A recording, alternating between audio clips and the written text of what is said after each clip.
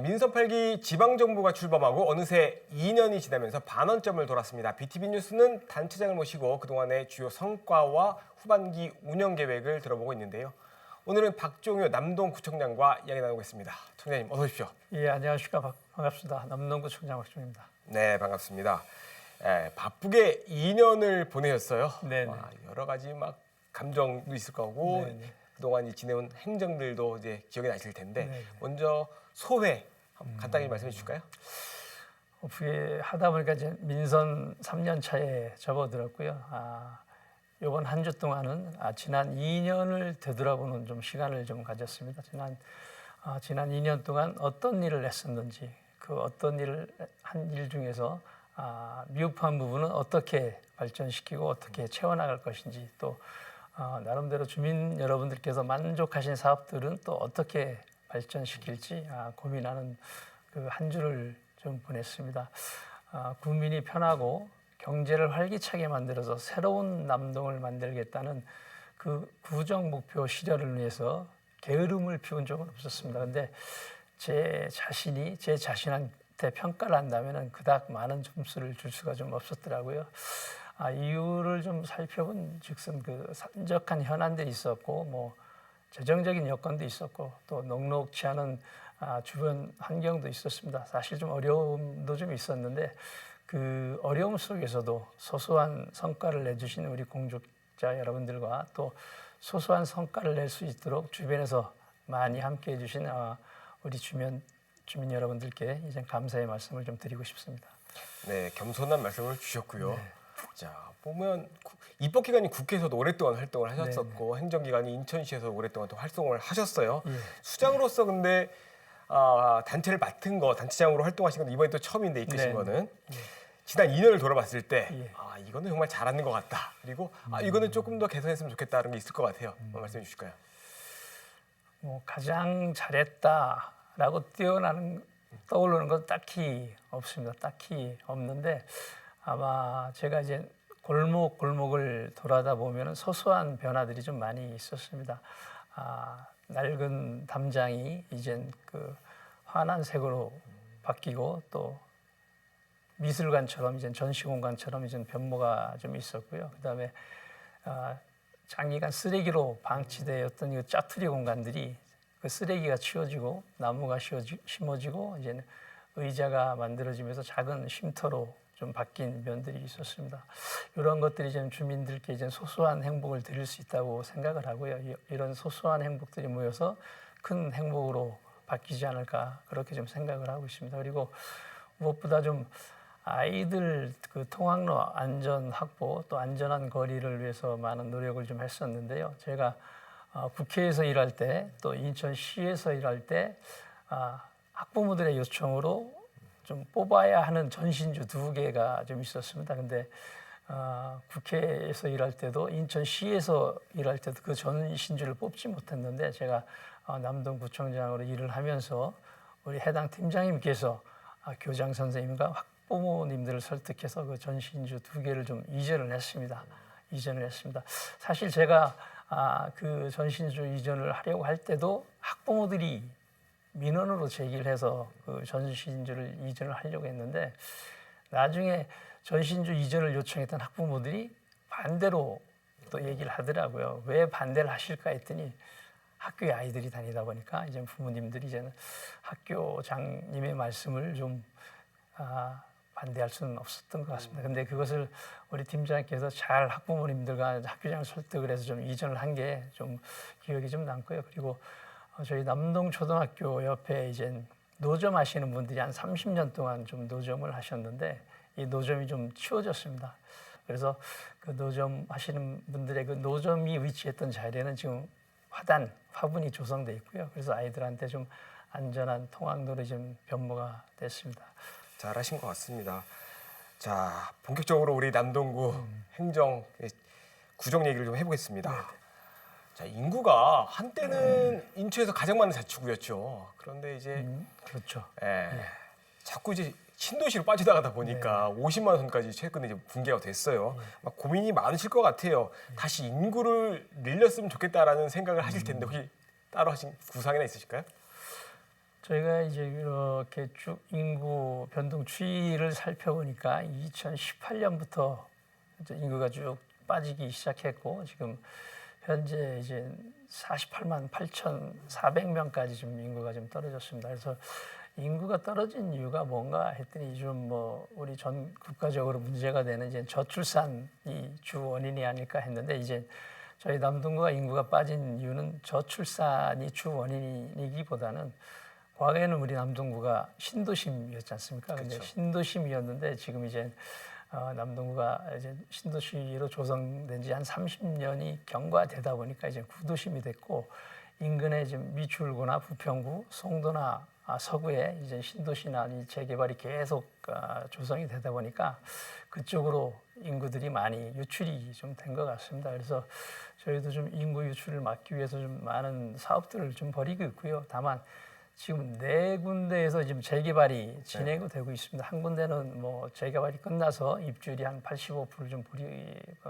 85%의 입주율이 보이고 있고 나머지 세 개의 그 재개발 지역은 좀 조만간에 한 곳은 입주를 하게 되고 한 곳은 이제 좀 기초공사를 끝내놨기 때문에 그것도 좀 한 1, 2년 있으면 좀 입주가 예정이 되고 있습니다. 그리고 상인천 구역이라는 곳은 이제 철거를 했기 때문에 그 세 곳에 재개발이 잘 진행되면 4천 세대가 이제 좀 입주를 하게 될 겁니다. 이제 또 가장 중요한 것은 이제 만수 주공 1단지에서 6단지까지 이제 통합 재건축을 저희가 좀 추진하고 있는데 이게 주민들께서 잘 협조해 준다면은 한 6년 6개월 만에 저희가 좀 끝낼 수 있고요. 또 무엇보다 9월 2지구가 좀 택지 개발이 좀 진행이 되고 있습니다. 이 9월 2지구에 택지 개발이 진행되면은 한 16,000에서 18,000세대 정도의 주택이 들어설 예정인데 이게 9월 2지구는 저희 남동구뿐만이 아니고 미추홀구하고 연수구도 포함이 되어 있습니다. 다행히 근데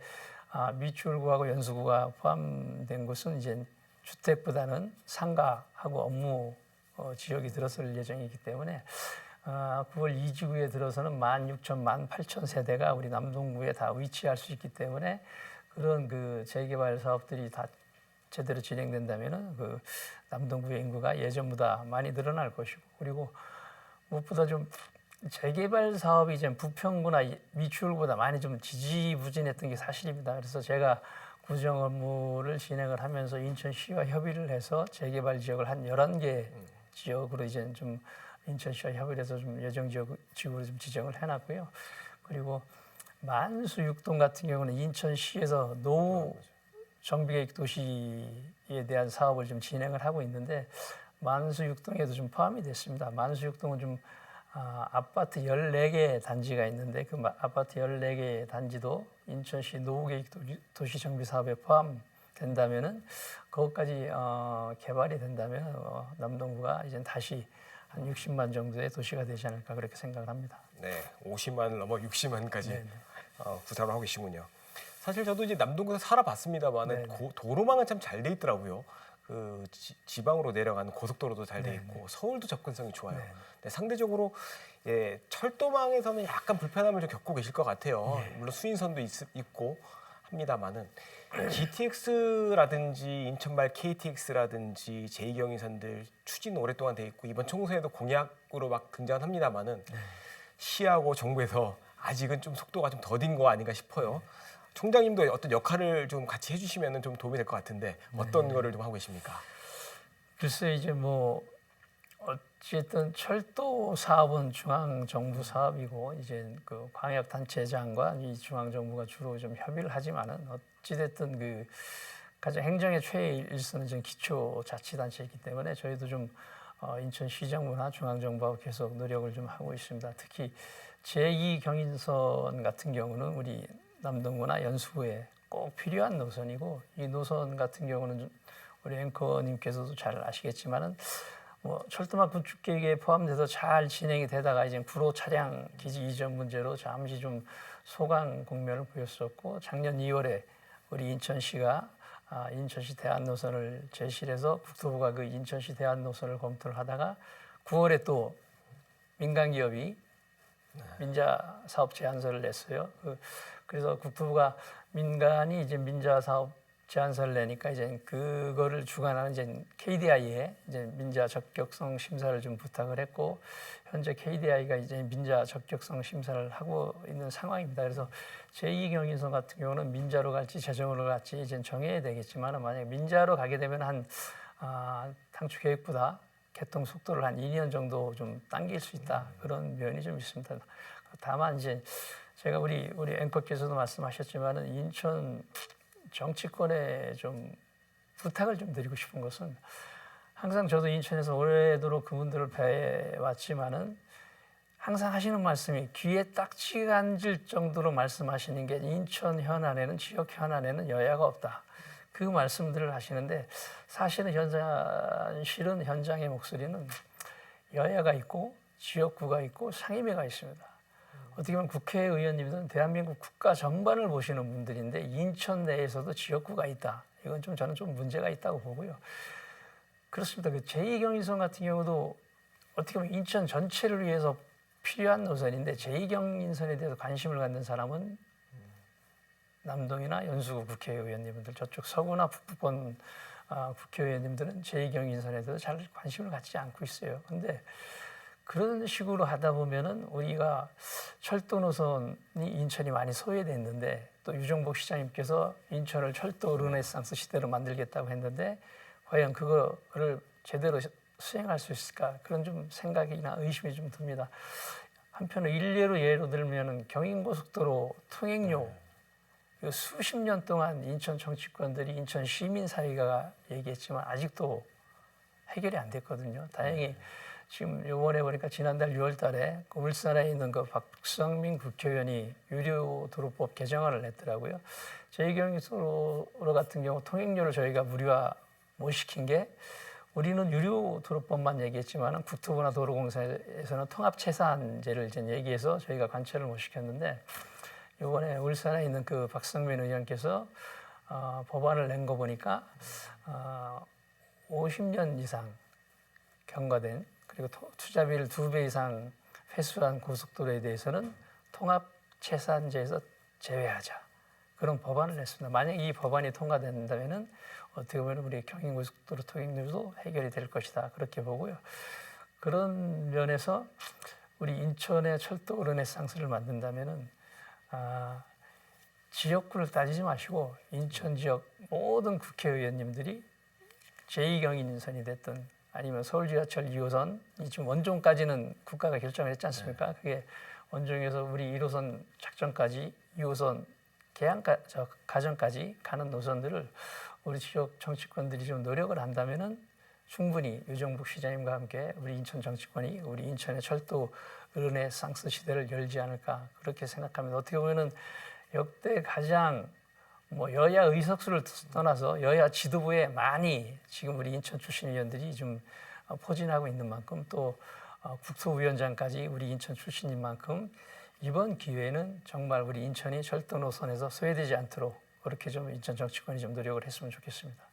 중요한 말씀을 해주신 것 같아요. 여야 지도부를 이렇게 인천 출신들이 장악한 적이 없었죠. 네네. 더군다나 국토위원장도 네네. 남동구 출신이시고 사실은 이번에는 꼭 잘 되기를 바라고 연말에 결정이 되는 거니까 제2경인선은 잘 되기를 기대해 보겠습니다. 자, 다음은 이제 취임 이준영 기자 간담회 소식을 저희도 이제 전하긴 했습니다만은 여기서 꼭 해야겠다라는 거를 말씀 주신 게 있었어요. 아마 만수천 보건소 이거를 계속 꼭 해야겠다 이렇게 말씀을 주시던데 유지용수 이 부분도 조금 어려움이 있을 것 같고 특히 이제 주차장 문제 이런 것들이 좀 어려움이 있었다 이렇게 계속 저희도 보도를 했었는데 꼭 하겠다고 하셨으니까 아마 해법이 있을 것 같고 남은 절차 뭘까요? 궁금합니다. 만수천 보건 사업은 이제 저는 이제 그렇게 생각합니다. 이제 현재의 도시계획, 도시개발 개념은 과거처럼 이제 높은 빌딩만 짓는 그 자체가 도시개발, 도시계획이 아니고 이제 보건도 이제 도시계획 개념에 좀 포함시켜야 된다. 특히 이 환경적인 부분은 주민들한테 꼭 필요한 부분이다. 이제 환경도 이제 복지인 시대다. 그래서 만수천 같은 경우는 꼭 열어야 되겠다. 이제 그런 생각을 좀 가지게 됐고요. 주민 설명회나 타당성 조사는 지난 연말에 마쳤고 현재 소하천 지정을 위한 그 용역을 준비 중에 있습니다. 그 유정복 시장님께서도 올 초에 우리 남동구에 연두 방문을 하셨을 적에 우리 남동구가 행정적인 절차를 이행한다면 우리 시에서도 행정적으로 재정적으로 지원할 수 있는 부분은 최대한 지원을 하겠다 이렇게 좀 말씀을 주셨습니다. 그래서 일단 소하천 지정을 위한 그 용역을 진행한 후에 소하천으로 지정한 후에는 그 인천시나 중앙정부의 예산을 확보할 수 있는 방안을 찾을 거고요.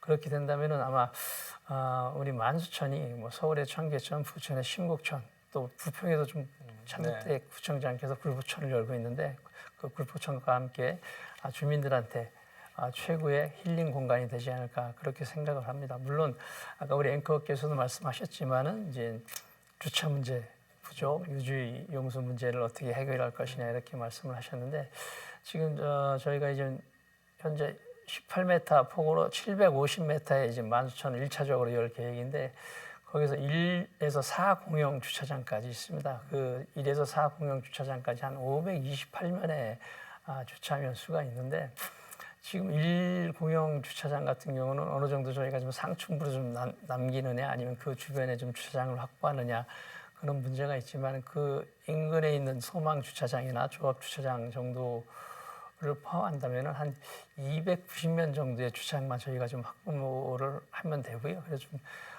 지금 저 해당 부서장께서는 그 만수천 주변 인근 지역에 주차장 부지를 확보를 위한 노력을 계속하고 있고 그 업무에 좀 가급적이면 좀 중점을 두시라 그렇게 말씀을 드리고 있습니다. 그 유지 용수 부분은 뭐 지금 만수천을 제가 여는 이유는 좀 장수천에 대해서도 좀 시에서 많은 관심을 드리고 있거든요. 유정복 시장님께서도 좀 장수천에 대해서 한 190억 정도 예산을 들여서 좀 장수천을 좀 더 주민 친화적으로 환경 친화적으로 좀 바꿔야 되겠다 사업을 하고 있는데 이 장수천하고 이제 만수천이 나중에 좀 만나게 되거든요. 결국은 장수천을 살려놓고 만수천을 그대로 내버려 둔다면은 장수천을 살리는 효과가 그닥 크지 않을 것이다. 그래서 만수천까지 살려놓는다면은 만수천, 장수천이 주는 시너지 효과가 더 클 것이다. 이렇게 생각을 하고요. 그 유지용수 부분은 신곡천 같은 경우도 하천 제2용수를 활용하고 있고